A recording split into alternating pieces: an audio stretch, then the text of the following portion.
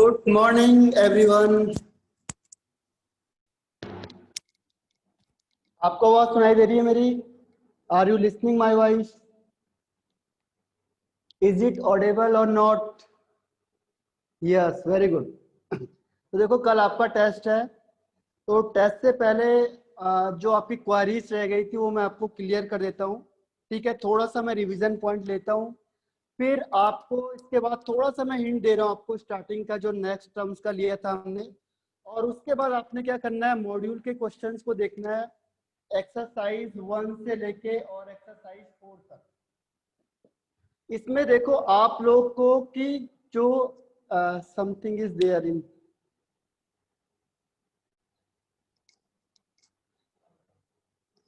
हाँ, जो आपको नहीं आया होगा उससे मुझे पूछना है आप लोगों ने।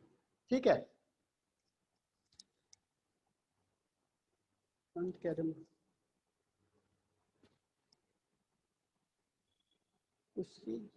रखा हुआ आ रहा है,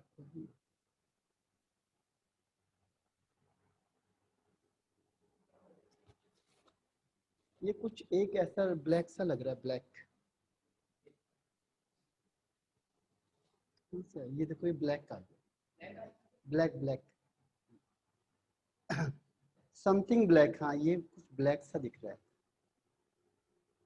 एक मिनट है, इसको वापस जाके करेंगे। ये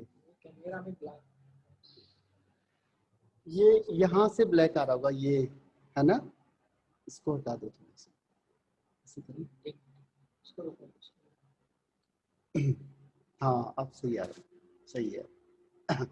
ये नीचे से ये ब्लैक आ रहा है, ये वाला, ये आ रहा है ब्लैक, ये आ रहा है, ये ब्लैक आ रहा है। हाँ ये देखो ऊपर करोगे तो नहीं आएगा, देखो ये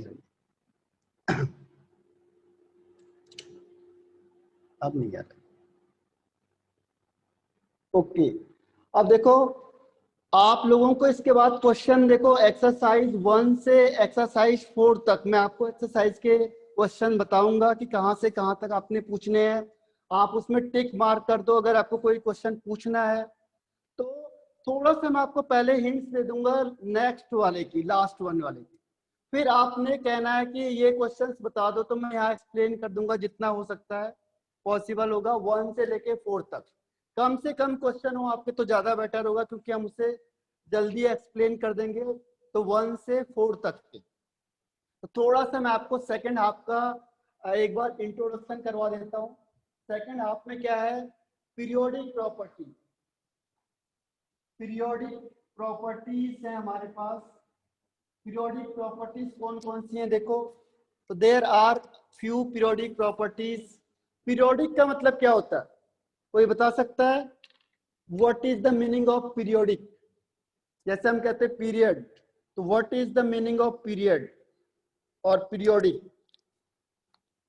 हाँ very good Ansh, Advait, Isha, very good.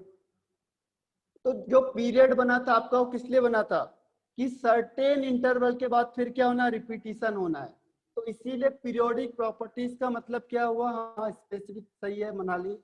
तो पीरियोडिक मींस क्या हुआ, एक स्पेशल इंटरवल के बाद फिर से क्या होना, सेम प्रॉपर्टी रिपीट करना, उसे कहेंगे पीरियोडिक प्रॉपर्टीज। यानी एक ऐसी प्रॉपर्टीज हमारे पास होंगी जो फिर से रिपीटिशन होगा, जिसमें रिपीटिशन होगा उसकी प्रॉपर्टीज का आफ्टर सर्टेन इंटरवल। एक सर्टेन इंटरवल के बाद क्या होगा, उसका उस प्रॉपर्टीज का फिर से क्या होगा, रिपीटिशन हो जाएगा। जैसे मैंने कहा आयनाइजेशन एंथैल्पी, तो जैसे हम लेफ्ट टू राइट जाएंगे क्या होगा, इंक्रीज, एक स्पेसिफिक पैटर्न में काम करेगा ये, कि लेफ्ट टू राइट जाएंगे तो इंक्रीज हो रहा है और टॉप टू बॉटम में जाएंगे तो डिक्रीज हो रहा है। ठीक है, तो एक स्पेसिफिक पैटर्न में काम करता है, रिपीटिशन होती वही चीज की, this is called periodic properties. तो हमारे पास कौन कौन सी पीरियोडिक प्रॉपर्टीज थे देखो, जो मेन आपकी पीरियोडिक प्रॉपर्टीज है that is atomic size, atomic size है। Second is ionic size, ionic size के बाद ionisation energy, electron gain enthalpy और इलेक्ट्रोनेगेटिविटी। ये मेन है इसके जो सबसे ज्यादा पूछे जाते हैं, बाकी और आगे में भी आ जाएंगे आपके पास, metallic character, non metallic character, ठीक है। तो ये है पीरियोडिक प्रॉपर्टीज आपके पास। अब पहला जो डिफाइन आता है, जैसे मैंने कहा आपको एटॉमिक साइज, एटॉमिक साइज को मेजर करना डिफिकल्ट है। देखो इसकी डिफाइन बहुत सिंपल है, एटॉमिक साइज की डिफाइन बहुत सिंपल है। इसमें क्या होगा कि जो the distance between the centre of nucleus, the distance between the centre of nucleus and outermost shell, this is called atomic size या एटॉमिक रेडियस। एक ही बात है ध्यान रखना, साइज या कई बार रेडियस वर्ड यूज करता है, दोनों एक ही हो गए। ये रेडियस, ये देखो, और जितना रेडियस ज्यादा होगा उतना साइज ज्यादा होगा। तो कई बार क्वेश्चन पूछता है एटॉमिक साइज और कई बार क्वेश्चन पूछेगा एटॉमिक रेडियस, तो दोनों एक ही चीज हो गए, क्योंकि अगर रेडियस बढ़ेगा तो साइज भी बढ़ेगा, तो रेडियस कम होगा तो साइज भी कम होगा। तो दोनों के लिए हम जनरली सेम वर्ड यूज करते हैं। तो the distance between the centre of nucleus and outermost shell, this is called atomic size, ठीक है, या एटॉमिक रेडियस। और it is difficult to measure, क्योंकि बहुत सारी प्रॉब्लम आई इसको डिफाइन करने के लिए। वेल डिफाइंड बाउंड्री नहीं होती है, कैरेक्टरिस्टिक्स क्या होते हैं, वेव कैरेक्टरिस्टिक्स होते हैं। तो एटॉमिक रेडियस को डायरेक्ट मेजर करना क्या था, पॉसिबल नहीं हुआ, तो उन्होंने दूसरा तरीका देखा होता। उन्होंने कहा अगर हम इसे बॉन्डेड फॉर्म में करें तो क्या होगा, बहुत आसान हो जाएगा। तो उन्होंने तीन तरीके से इससे निकाला था। पहला है इसमें covalent radius, covalent, second is metallic, and third one क्या था इसमें, covalent, metallic and van der Waals. तो इस तरीके से तीन थे, covalent, metallic, van der Waals. Covalent किसके साथ होता है, कोवलेंट होता है जिसमें कोवलेंट बॉन्ड बनेगा, यानी शेयरिंग ऑफ इलेक्ट्रॉन्स, जहां पे इलेक्ट्रॉन शेयर हो गए। तो शेयर होंगे तो क्या होता है, ये ओवरलैप कर जाते हैं, एक दूसरे के साथ ओवरलैप कर गए, तो इनके न्यूक्लियस के बीच के डिस्टेंस का half, this is called covalent. Covalent bond जहां पे होगा उसके जो मॉलिक्यूल होंगे, उसके मॉलिक्यूल के इंटर न्यूक्लियर डिस्टेंस, न्यूक्लियर के डिस्टेंस का half, this is called covalent radius. इसे कहेंगे कोवलेंट रेडियस। तो इसके भी दो टाइप होते हैं, पहला आता है होमो एटॉमिक और हेट्रो एटॉमिक। होमो का मतलब सेम और हेट्रो का मतलब डिफरेंट। होमो का सिंपल है, होमो में क्या है, सेम है तो जितना इसका न्यूक्लियस लिया उसका हाफ कर दो, जितना अगर रेडियस क्या होगा, जितना इन दोनों के बीच का डिस्टेंस है अपॉन हाफ। सिंपल सी बात है, जैसे क्लोरीन, हाइड्रोजन। हेट्रो में दो तरीके से होते हैं, एक होता है जिसका इलेक्ट्रोनेगेटिविटी डिफरेंस ज्यादा होता है, लार्ज, और एक होता है जिसका इलेक्ट्रोनेगेटिविटी डिफरेंस क्या होता है, बहुत कम होता है। तो जिसका इलेक्ट्रोनेगेटिविटी डिफरेंस कम होता है उसका होमो के जैसा है सेम। हेट्रो में क्या होता है, जिसका इलेक्ट्रोनेगेटिविटी डिफरेंस ज्यादा है, उसके लिए उन्होंने क्या किया, एक और तरीका निकाला जिसमें रेडियस ऑफ ए और प्लस रेडियस ऑफ बी, यानी कैटायन और एनायन, माइनस 0.09 और इसके इलेक्ट्रोनेगेटिविटी का डिफरेंस, इस तरीके से इन्होंने इसे निकाला। ठीक है, ये कैलकुलेशन किया हुआ है, कैलकुलेशन के बाद इसको निकाला हुआ है। तो ये है डिस्टेंस बिटवीन ए और सी, जो एनायन और कैटायन है इसके न्यूक्लियस के बीच का डिस्टेंस निकालते हैं हम। तो ये आपका पहला पार्ट था। एटॉमिक साइज हमें पता है कि टॉप टू बॉटम जाएंगे तो क्या होगा, इंक्रीज होगा, और लेफ्ट टू राइट जाएंगे तो डिक्रीज हो जाएगा। ठीक है, तो atomic size left to right decrease in general और टॉप टू बॉटम इंक्रीज, यानी कि जैसे जैसे हमने क्या किया, एटॉमिक साइज में पीरियड में मूव करेंगे, व्हाट इज रिटर्न अंडर। जो हेट्रो होता है, देखो हेट्रो में क्या होता है, हेट्रो में दो टाइप के कंपाउंड होते हैं। हेट्रो मीन्स डिफरेंट, जब दो अलग अलग टाइप के कंपाउंड हो गए, दिस इज कॉल्ड हेट्रो। तो हेट्रो में हम देखते हैं अगर उन दोनों एटम का इलेक्ट्रोनेगेटिविटी डिफरेंस ज्यादा है, लार्ज है, तो इसके लिए अलग फॉर्मूला बताया था आपको। और अगर इन दोनों एटम्स हैं, जो डिफरेंट एटम है, उसके इलेक्ट्रोनेगेटिविटी का डिफरेंस क्या है, कम है, तो इसके लिए अलग फॉर्मूला बताया था आपको। तो जहां पे इलेक्ट्रोनेगेटिविटी का डिफरेंस ज्यादा होगा वहां के लिए मैंने बताया था कि डिस्टेंस का क्या फॉर्मूला होता है, ये होता है आपका radius of A plus radius of anion plus radius of cation minus 0.09 और यहाँ इलेक्ट्रोनेगेटिविटी का डिफरेंस इन इलेक्ट्रोनेगेटिविटी जो प्लस में हो। ठीक है, तो ये इसका फॉर्मूला था। और जहां पे डिफरेंस लेस होगा वो किसकी तरह है, होमो की तरह होता है। अब देखो इसका नेक्स्ट पॉइंट आता है कि अगर हम पीरियड में देखेंगे या ग्रुप में देखेंगे तो क्या होगा। पीरियड और ग्रुप में देखने पे क्या होता है, अगर आपने लेफ्ट टू राइट गए, पीरियड में देखो, पीरियड में अगर हम लेफ्ट टू राइट मूव करेंगे तो साइज क्या हो जाएगा, डिक्रीज। और अगर हम टॉप टू बॉटम जाएंगे तो साइज क्या हो जाएगा, जनरली इंक्रीज। ठीक है, तो ये कौन कौन से फैक्टर पे डिपेंड कर रहा है। देखो, एक नंबर ऑफ शेल, जितना आप शेल बढ़ाओगे उतना साइज भी क्या होता जाएगा, इंक्रीज होगा। जितना नंबर ऑफ शेल बढ़ेंगे साइज बढ़ता चला जाएगा।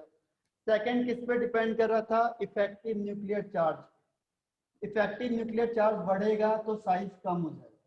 Effective nuclear charge means force of attraction.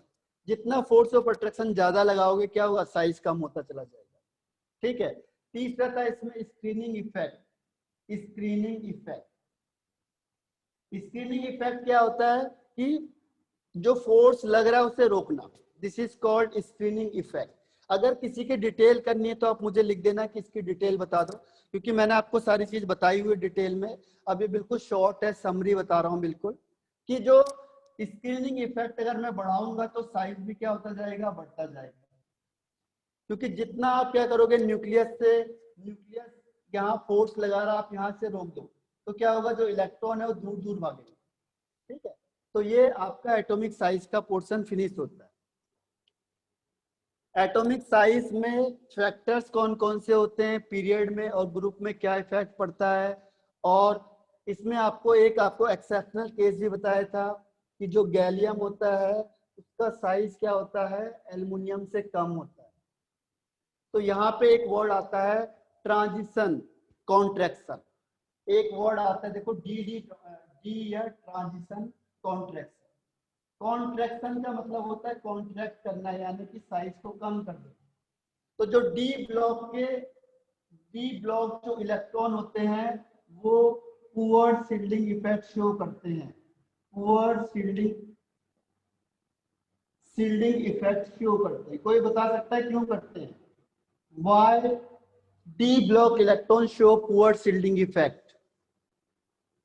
कोई बता सकता है जो डी और एफ ब्लॉक के इलेक्ट्रॉन होते हैं वो पुअर शील्डिंग इफेक्ट शो करते हैं, मींस वो न्यूक्लियस से फोर्स को रोकेंगे नहीं। व्हाई नहीं सार्थ दूसरा बताया था, सोचो जरा कि जो डी ब्लॉक इलेक्ट्रॉन होते हैं वो पुअर शील्डिंग इफेक्ट शो करते हैं। व्हाई? हाँ, आदित्य गवास ने तब भी ठीक लिखा है, अद्वैत सही है और अंश गांधी नहीं, मिसिंग कर दिया। देखो ईशा और नहीं अनुजा, देखो तुम लोग को मैं क्विज कराऊंगा फिर आगे एक बार जिसमें क्वेश्चंस होंगे। ये कॉन्सेप्ट फिर आप लोगों ने मिसिंग कर दिया है। आपको क्या बताया था शील्डिंग इफेक्ट के लिए? शील्डिंग इफेक्ट का था साइज। देखो जो एस ब्लॉक होता है उसका साइज ये होता है, पी का क्या होता है, साइज ये होता है, एस और पी। इसके बाद डी क्या होता है, डी का बड़ा साइज होता है, लार्ज साइज। तो ये डिफ्यूज्ड होगा, इलेक्ट्रॉन बहुत दूर दूर होंगे। इसको दूसरी लैंग्वेज में समझो आप लोग, इसको स्ट्रक्चर वाइज तो ये इसका एस पी डी और एफ का और बड़ा साइज होता है, बहुत ज्यादा बड़ा साइज होता है। अब इसको ऐसे समझो कि जो एस होगा छोटे साइज में इलेक्ट्रॉन ये रखे हुए, पी का क्या हो गया, बड़ा साइज हो गया, थोड़ा सा इलेक्ट्रॉन दूर दूर चलेगा। उसके बाद पी डी का देखो बहुत बड़ा साइज हो गया, लार्ज साइज, ये हो गया डी, और यहाँ इलेक्ट्रॉन। तो ये इलेक्ट्रॉन फोर्स को रोक पाएंगे? ये तो बहुत दूर दूर इलेक्ट्रॉन है। तो ये डिफ्यूज्ड फॉर्म में होते हैं, डिफ्यूज्ड फॉर्म, यानी बहुत लार्ज एरिया में इलेक्ट्रॉन प्रेजेंट होंगे। तो ये फोर्स को कहाँ से रोक पाएंगे?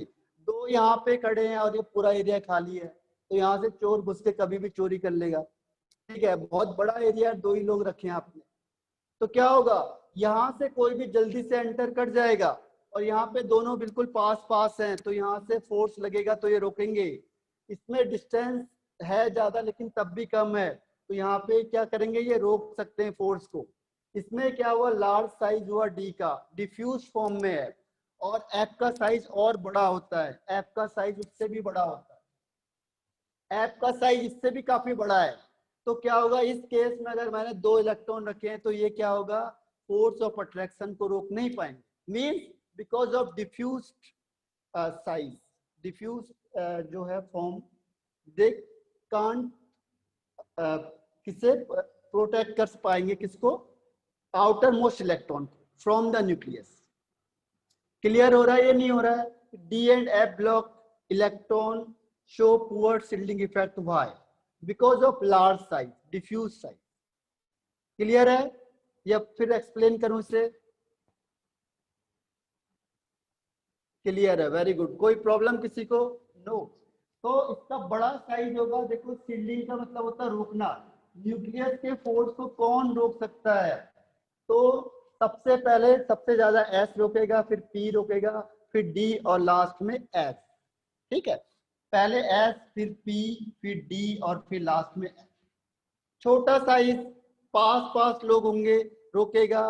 बड़ा साइज, इसका बहुत बड़ा साइज, आपने पूरा एक एरिया रखा है कि यहाँ कोई चोरी ना करे, यहाँ पे आपने तिजोरी रख दी, गोल्ड रख दिया, ठीक है, और यहाँ पे क्या है, जो एरिया, ये पूरा एरिया खाली है और यहाँ पे केवल 2 आदमी रख दिया आपने बड़े एरिया में, तो क्या होगा, चोर यहाँ से जा सकता है, चोरी कर सकता है। लेकिन एस के केस में क्या होगा, एस के केस में पूरा बाउंडेड है, और यहाँ पे बिल्कुल ये है, और इसके बिल्कुल पास यहाँ पे गार्ड रखे हुए, यहाँ पे आपका क्या है, डोर है, और यहाँ पे गार्ड है बिल्कुल पास में, तो क्या होगा, चोर यहाँ एंटर नहीं कर पाएगा। तो जैसे ही फोर्स लगाएंगे ये इसे रोक देगा फोर्स को। छोटा साइज होगा तो फोर्स को रोक देगा, जैसे मैंने हाथ रखा है, ये छोटा साइज है तो फोर्स आएगा, मैं इसे रोक दूंगा। अब मैंने हाथ को ये कर दिया तो क्या हुआ, बड़ा साइज हो गया, तो यहाँ से क्या हुआ, एयर पास हो गई, फोर्स कम हो गया।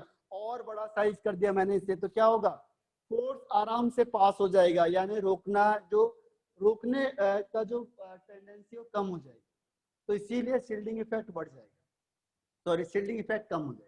शील्ड मतलब रोकना, तो उसको कहते हैं ट्रांजिशन कॉन्ट्रैक्शन। जो डी ब्लॉक होते हैं उसमें क्या होता है कि जो डी ब्लॉक इलेक्ट्रॉन होते हैं वो पुअर शील्डिंग इफेक्ट शो करेंगे, और पुअर शील्डिंग इफेक्ट शो करेंगे तो क्या होगा, जो इफेक्टिव न्यूक्लियर चार्ज है वो बहुत ज्यादा हो जाएगा, न्यूक्लियस पूरा फोर्स बाहर वाले पे लगाएगा। देखकर अपना वो चेक करना, क्योंकि यहाँ से मुझे लग रहा है सबको आवाज सुनाई दे रही होगी, ठीक है। और इसके बाद इफेक्टिव न्यूक्लियर चार्ज बढ़ेगा तो साइज क्या होगा, कम हो जाएगा। इसीलिए जो ट्रांजिशन एलिमेंट होते हैं उनके साइज लगभग लगभग सेम होते हैं। जो भी ट्रांजिशन एलिमेंट होते हैं जैसे 21 से 30 तक, इनके साइज लगभग लगभग लगभग सेम होते हैं, बहुत थोड़ा थोड़ा थोड़ा सा डिफरेंस होता है, बिकॉज ऑफ ट्रांजिशन कॉन्ट्रैक्शन। या जो इसके आगे आते हैं उनका साइज पहले वालों से मैच करता है, तो यही रीजन है कि जो एल्युमिनियम का साइज होता है वो गैलियम से बड़ा होता है। तो ये साइज हो गया। अब आते हैं हम आयनिक साइज में। Second one is ionic size.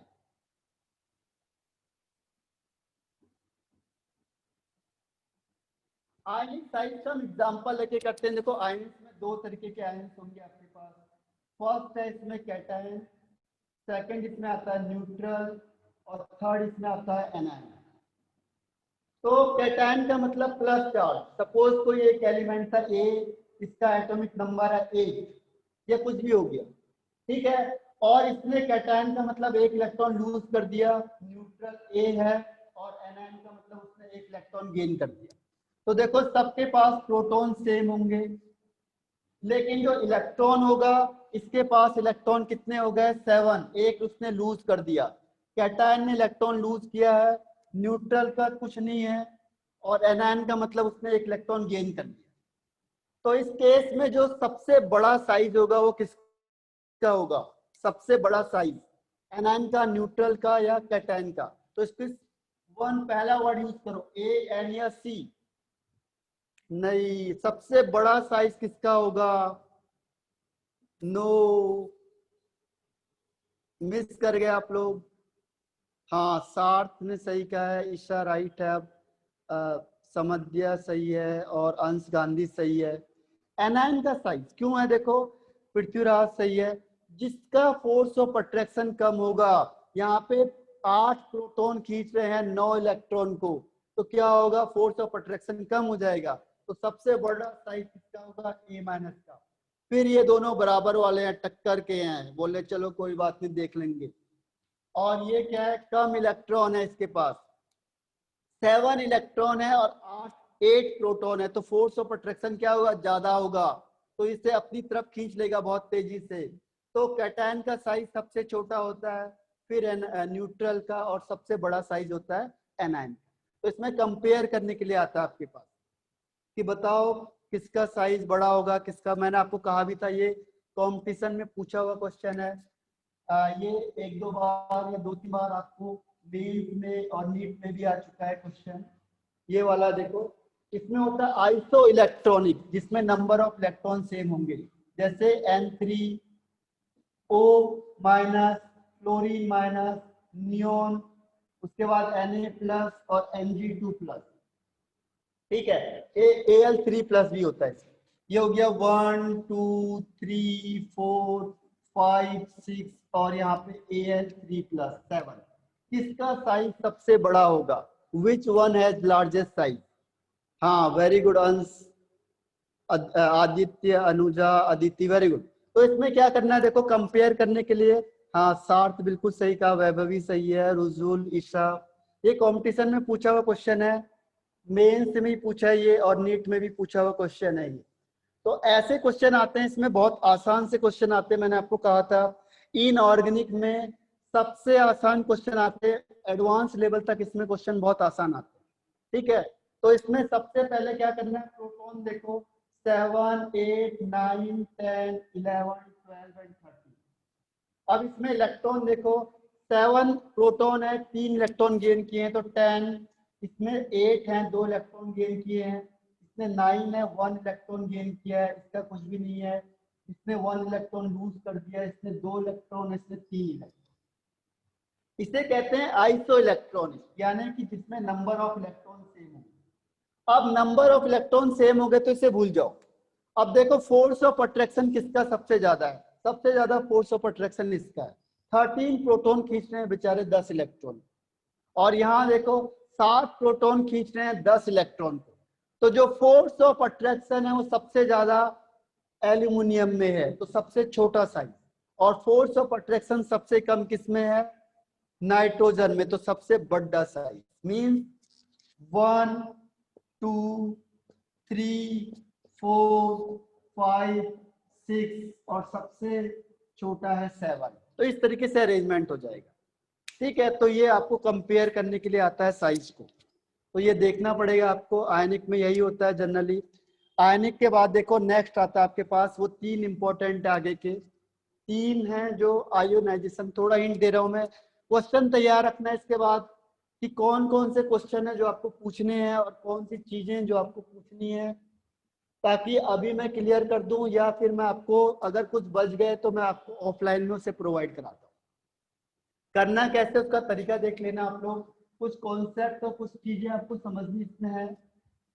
तो अब है ionisation enthalpy. Ionisation enthalpy, ionisation energy, ionisation potential या आयोनाइजेशन एंथैल्पी एक ही बात होती है। तो देखो आयोनाइजेशन नाम में देखो सब कुछ रखा हुआ है। एनर्जी मीन्स कितनी एनर्जी हमें चाहिए, एनर्जी कितनी रिक्वायर्ड है, किसको निकालने के लिए, इलेक्ट्रॉन को रिमूव करने के लिए, आयोनाइज करने के लिए। जैसे ये ए है, इसको मैंने आयंस में चेंज करूंगा तो क्या करना पड़ेगा मुझे, से इलेक्ट्रॉन निकालना पड़ेगा इससे।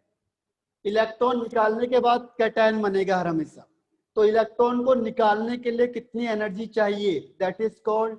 हर समय आपको चेक करना पड़ेगा कि किसको इलेक्ट्रॉन को निकालने के लिए क्या चाहिए, हमें ज्यादा एनर्जी चाहिए, और किसके लिए हमें कम एनर्जी चाहिए। बस ये कंपेयर करना है आपने। मेन क्या फैक्टर देखना अपने एनर्जी का, जो ज्यादा स्टेबल होगा उसके लिए ज्यादा एनर्जी चाहिए इलेक्ट्रॉन निकालने के लिए, जो कम स्टेबल होगा उसके लिए कम एनर्जी चाहिए इलेक्ट्रॉन निकालने के लिए। ठीक है, तो और किससे आइसोलेटेड होना चाहिए, आइसोलेटेड गैसियस एटम होना चाहिए।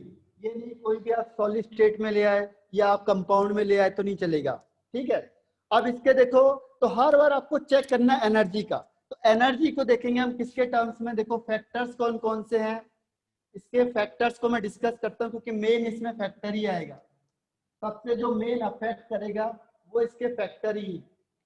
कौन कौन से, देखो पहला साइज, दूसरा इफेक्टिव न्यूक्लियर चार्ज, तीसरा स्क्रीनिंग इफेक्ट, चौथा पेनिट्रेटिंग इफेक्ट, पांचवा half field and fully field, half field and fully field, fully field, ये याद कर लो। अब देखो मैंने अगर साइज बढ़ाया तो आयनाइजेशन एनर्जी क्या हो जाएगी, साइज बढ़ेगा तो इलेक्ट्रॉन आराम से निकल जाएगा। ठीक है, हाँ एनर्जी लेस हो जाएगी। क्यों? क्योंकि जितना बड़ा साइज होगा उतना एनर्जी कम देनी पड़ेगी, क्योंकि इलेक्ट्रॉन पहले से तैयार है भागने के लिए। बड़ा साइज होगा तो क्या होगा, इलेक्ट्रॉन पहले ही निकल जाएगा, तो कम एनर्जी दोगे जल्दी निकल जाएगा। इफेक्टिव न्यूक्लियर चार्ज, अगर इफेक्टिव न्यूक्लियर चार्ज हमने बढ़ा दिया तो आयनाइजेशन एनर्जी क्या होगी, इफेक्टिव न्यूक्लियर चार्ज मींस, हाँ एक और है इसमें ऑक्सीडेशन स्टेट भी कह सकते हो, ऑक्सीडेशन स्टेट। ठीक है, तो अब बताओ अगर फोर्स ऑफ अट्रैक्शन ज्यादा होगा तो एनर्जी क्या हो जाएगी, इंक्रीज होगा। वेरी गुड, क्योंकि आप उसे टाइटली बाउंड करके रखोगे, मैंने इसे बहुत तेजी से क्या करके रखा है, बाउंड करके रखा हुआ है। तो आपको इसे निकालने के लिए क्या करना पड़ेगा, ज्यादा एनर्जी देनी पड़ेगी इसको रिमूव करने के लिए। यानी जितना फोर्स ऑफ अट्रैक्शन ज्यादा होगा उतना क्या होगा, ज्यादा एनर्जी लगेगी उसको रिलीज करने के लिए, तो आयनाइजेशन एनर्जी भी क्या होगी, ज्यादा हो जाएगी।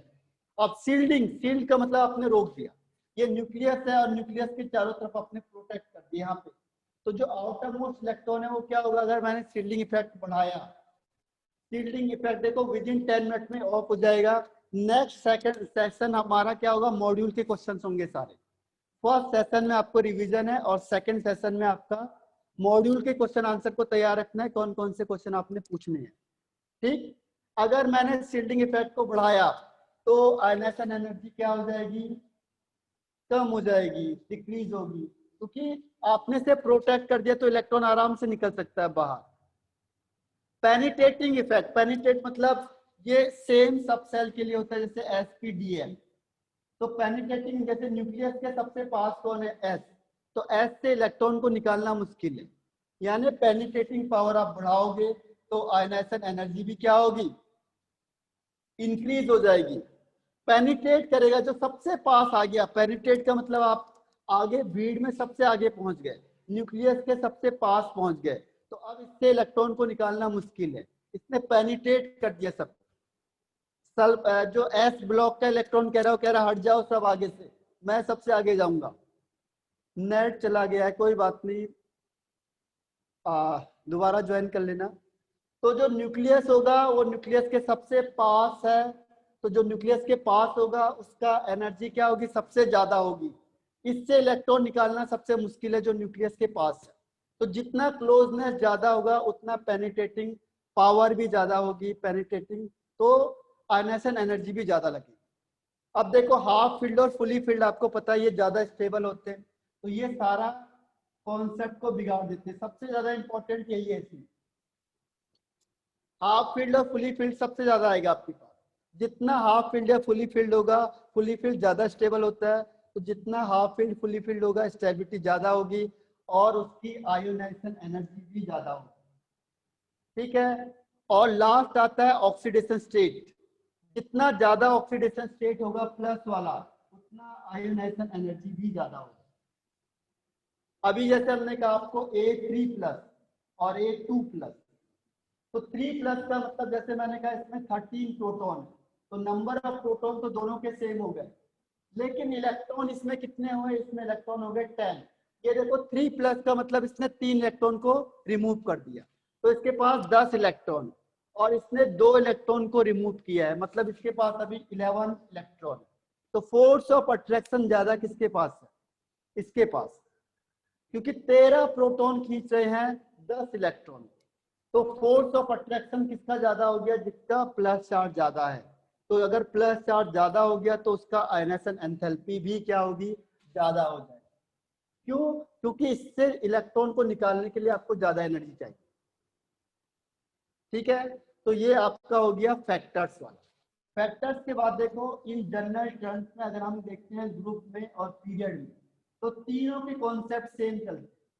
ध्यान रखना, आयोनाइजेशन एनर्जी कहा मैंने आपको, या आयोनाइजेशन एनर्जी कहो, इलेक्ट्रॉन गेन एंथैल्पी कहो, या इलेक्ट्रॉन नेगेटिविटी कहो, इन तीनों का केस सेम है। देखो इन तीनों का केस सेम होता है, जब आप लेफ्ट टू राइट जाओगे तो इंक्रीज होगा और टॉप टू बॉटम जाएंगे तो डिक्रीज होगा, फिक्स है।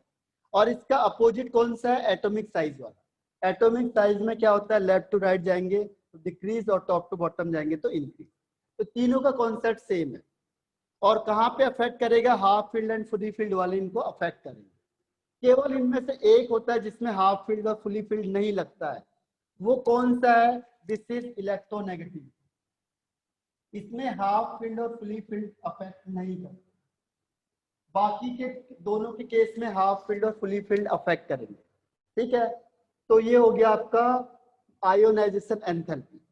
अब नेक्स्ट इसमें आता है, देखो next one is electron gain enthalpy. Electron gain enthalpy या इसे कहते हैं, तो इलेक्ट्रॉन गेन एंथैल्पी या इलेक्ट्रॉन एफिनिटी में क्या होता है? इसमें क्या होगा कि जो इलेक्ट्रॉन को ऐड करने में कितनी एनर्जी रिलीज होगी, दिस इज कॉल्ड ईजीई। इलेक्ट्रॉन को ईजी मतलब इलेक्ट्रॉन गेन एंथैल्पी, कितनी एनर्जी रिलीज हो रही है अगर मैं इलेक्ट्रॉन को ऐड कर रहा हूं, अगर मैं इलेक्ट्रॉन को एक्सेप्ट कर रहा हूं, तो कितनी एनर्जी क्या है? रिलीज हो रही है। यानी जिसकी एक्सेप्टिंग पावर ज्यादा होगी उतनी ज्यादा एनर्जी रिलीज होगी, ये ध्यान रखिए। यानी जिसकी पावर ज्यादा हो गई वो जल्दी इलेक्ट्रॉन को खींचेगा, और जो जितनी जल्दी इलेक्ट्रॉन खींचेगा उतना ज्यादा एनर्जी रिलीज होगी। इसका मेन कॉन्सेप्ट पे ध्यान दो बस, कि जो जल्दी खींच रहा है इलेक्ट्रॉन, कौन से खींचेंगे? जैसे मैंने कहा 2s2 एंड 2p5, तो 2p5 वाले सबसे क्या है? राइट हैंड साइड में, तो इसकी टेंडेंसी सबसे ज्यादा है, क्योंकि ये चाहेगा कि ये फुली फिल्ड हो जाए, तो इसकी इलेक्ट्रॉन को एक्सेप्ट करने की पावर सबसे ज्यादा है, तो इससे सबसे ज्यादा एनर्जी रिलीज होगी। इसीलिए लेफ्ट टू राइट क्या होता है? इंक्रीज होता है, और टॉप टू बॉटम डिक्रीज होता है। तो मेन कॉन्सेप्ट पे ध्यान देना आप लोगों ने, कि एनर्जी रिलीज होगी कब? जब वो इलेक्ट्रॉन को एक्सेप्ट करेगा। ठीक है, अब इसके बाद देखो इसमें क्या होता है, इसका एक क्वेश्चन बनता है फर्स्ट और सेकंड वाला। अगर सपोज करो ये पहला है ए, इसने इलेक्ट्रॉन को एक्सेप्ट किया, तो हर हमेशा नेगेटिव चार्ज होगा। नेगेटिव चार्ज होगा तो एनर्जी रिलीज होगी।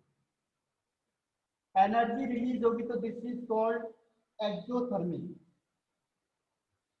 अब देखो ये माइनस चार्ज आ गया, माइनस चार्ज फिर इलेक्ट्रॉन गेन करेगा, तो माइनस माइनस में रिपल्सन होगा, और अगर माइनस माइनस में रिपल्सन होगा तो अब हमें एनर्जी देनी पड़ेगी, यानी एनर्जी रिक्वायर्ड होगी हर हमेशा, ऑलवेज। यानी ये रिएक्शन होगी एंडोथर्मिक। सेकेंड वाली हर हमेशा ऑलवेज क्या होती है? एंडोथर्मिक होती है। लेकिन पहली वाली जरूरी नहीं है कि एक्सोथर्मिक हो। रीजन क्या है? कि जो नोबल गैस होते हैं उनको इलेक्ट्रॉन एक्सेप्टिंग की टेंडेंसी नहीं होती है, तो वहां पे भी क्या होगा? एनर्जी आपको देनी पड़ेगी। ठीक है, तो ये कॉन्सेप्ट है फर्स्ट और सेकंड का। अभी क्वेश्चन आएंगे तो उसमें ये क्वेश्चन अफेक्ट करेंगे आपको फर्स्ट और सेकंड वाला। अब इसमें देखो फैक्टर्स कौन कौन से होते हैं? फैक्टर्स, यही मैंने कहा था, देखो रिवीजन में टाइम बहुत कम लगता है। रिवीजन में आप 1 चैप्टर को 1 या 2 डेज में खत्म कर सकते हैं, और उसके अच्छे लेवल के क्वेश्चन आंसर भी हम कर सकते हैं। इसीलिए क्या होता है, पहले फोकस करते हैं हम कॉन्सेप्ट पे, उसके बाद हम रिवीजन जो टाइम लेते हैं वो क्या होता है? बहुत कम होता है रिवीजन का टाइम, और इसमें हम फिर हाई लेवल के क्वेश्चन उठाते हैं। इसीलिए पहला स्टेप बहुत इंपॉर्टेंट है। देखो ईजीई के केस में कौन से फैक्टर होते हैं? फैक्टर में देखो, फैक्टर्स में साइज, दूसरा इफेक्टिव न्यूक्लियर चार्ज, तीसरा अभी मैंने कहा था इसको half field and fully field, half field and fully field, ये सबसे ज्यादा इंपॉर्टेंट है। Half field and fully field is most important. अगर मैंने साइज बढ़ाया तो ईजीई क्या होगा? साइज बढ़ाएंगे तो ईजीई क्या हो जाएगा? कम या ज्यादा? इलेक्ट्रॉन को खींचने की टेंडेंसी क्या होगी उसकी? कम होगी या ज्यादा होगी? इंक्रीज या डिक्रीज? अगर आपने साइज बढ़ा दिया तो इलेक्ट्रॉन को खींचने की टेंडेंसी कम हो जाएगी, डिक्रीज। हाँ, वेरी गुड सार्थ। दूसरा देखो, इफेक्टिव न्यूक्लियर चार्ज। अगर इफेक्टिव न्यूक्लियर चार्ज बढ़ाया, effective nuclear charge means force of attraction. अगर मैंने फोर्स ऑफ अट्रैक्शन बढ़ाया तो इलेक्ट्रॉन गेन एंथैल्पी क्या होगी, इलेक्ट्रॉन को खींचने की टेंडेंसी क्या होगी उसकी, एक्सेप्टिंग पावर क्या हो जाएगी, इंक्रीज या डिक्रीज? हाँ, वेरी गुड अदिति, सार्थ, वेरी गुड, बढ़ जाएगा। और देखो, हाफ फील्ड और फुली फील्ड क्या होते हैं, ज्यादा स्टेबल होते हैं। स्टेबिलिटी ज्यादा होगी तो क्या होगा, इनके लिए हमें बहुत ज्यादा एनर्जी देनी पड़ेगी यहां से हमें, यानी इसकी ईजी की वैल्यू 0 हो जाएगी या कम हो जाएगी या प्लस में हो जाएगी। ठीक है, तो इसका कॉन्सेप्ट अलग होता है। ईजी या तो 0 हो जाता है या प्लस में हो जाता है या फिर मिनिमम हो जाता है। हाफ फील्ड का बहुत कम हो जाता है, मिनिमम हो जाता है। और फुली फील्ड के केस में 0 हो जाता है या प्लस होता है। प्लस का मतलब अगर आप जबरदस्ती इलेक्ट्रॉन दोगे तो आपको एनर्जी देनी पड़ेगी, क्योंकि तो फुली फील्ड है, उसे तो इलेक्ट्रॉन की जरूरत ही नहीं है, और आप उसे कह रहे हो जबरदस्ती इलेक्ट्रॉन लो। जैसे आप लोगों के खाने की इच्छा नहीं, पेट भर के आए हो आप बाहर से खा के, और फिर क्या होगा, घर वाले कहेंगे नहीं खाना तो खाना ही पड़ेगा आपको, आप कहोगे नहीं मेरी तो इच्छा नहीं है, फिर क्या होता है, एनर्जी सप्लाई करेंगे थोड़ी सी, तो फिर आपको क्या करना है, खाना खाना पड़ेगा कुछ। तो यहाँ पे आपको एनर्जी देनी पड़ेगी, तब ये इलेक्ट्रॉन ऐड करेगा, क्योंकि वो क्या है, फुली फील्ड है, उसे इलेक्ट्रॉन की जरूरत ही नहीं है, और आप जबरदस्ती उसे इलेक्ट्रॉन दोगे, तो we have to supply the energy. तो जब हम एनर्जी देंगे तो प्लस साइन, और जब एनर्जी रिलीज होगी तो नेगेटिव साइन। तो ये हो गया आपका ईजीई का कॉन्सेप्ट। अभी मैंने आपको कहा है कि इसके सेकंड हाफ में आपने मॉड्यूल के क्वेश्चन तैयार रखने हैं। मैं आपको बोलूंगा, आपने पूछते जाना है कौन कौन से क्वेश्चन में डाउट है,